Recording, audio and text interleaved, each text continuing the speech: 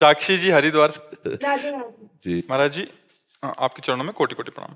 महाराज जी, आप कहते हैं कि जो भी कार्य करें अभ्यास पूर्ण रहें, चाहे पढ़ाई करें या व्यापार करें। गुरुदेव, कभी कभी अभ्यासरत रहने के लिए सत्संग का समय निकल जाता है। गुरुदेव मार्गदर्शन करें कि उस समय किसको मानता दें, कर्म को या सत्संग या नाम जप को। नहीं, जैसे आप पढ़ाई पढ़ रहे हो तो उस समय आपको पूरी एकाग्रता पढ़ाई पे देनी है, क्योंकि वो भी भगवान की एक पूजा है। जैसे हम भगवान की पूजा करते हैं ना, अलग अलग भगवान को भोग लगाते हैं, भगवान की आरती करते हैं, तो ये पूजा है ना अलग अलग। ऐसे विद्या अध्ययन अपना कर्तव्य है। तो उस समय हम जब विद्या अध्ययन करने जा रहे हैं तो भगवान को नमस्कार करके पूरी एकाग्रता, अगर हम पूरी एकाग्रता नहीं देंगे तो उसमें हम असफल हो जाएंगे, हमारी पूजा असफल मानी जाएगी। हम जिस डिपार्टमेंट में जो कार्य कर रहे हो पूरी एकाग्रता से, ईमानदारी से करें। बीच बीच में भगवान का स्मरण करते हैं।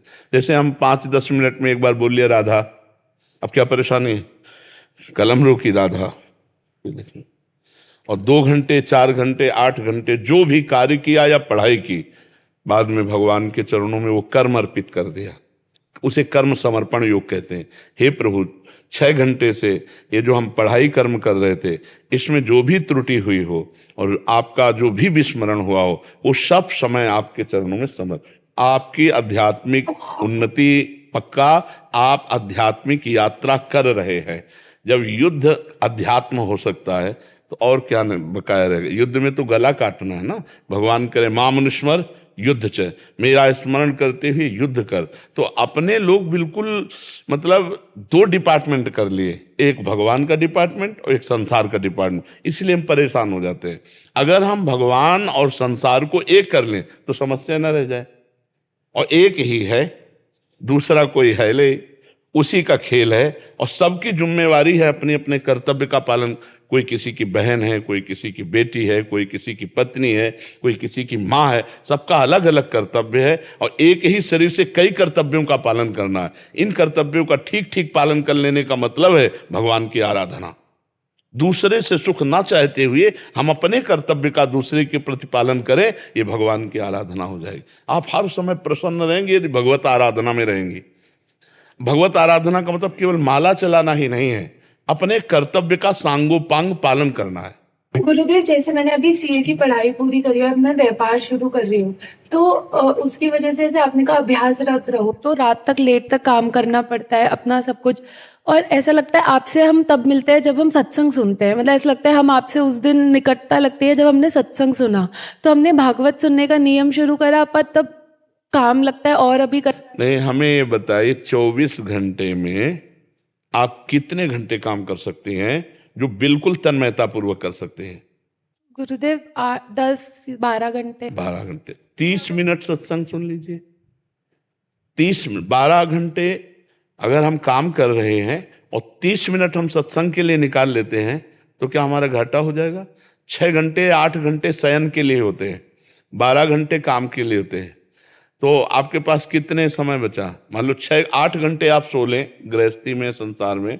वैसे तो अब तो 3-4 घंटे का आदेश करते हैं साधक के लिए, लेकिन गृहस्थी में मान लो हम 7 घंटे 8 घंटे मान लो, और आप 12 घंटे काम करते हैं, तो 12 + 8 कितने हुए?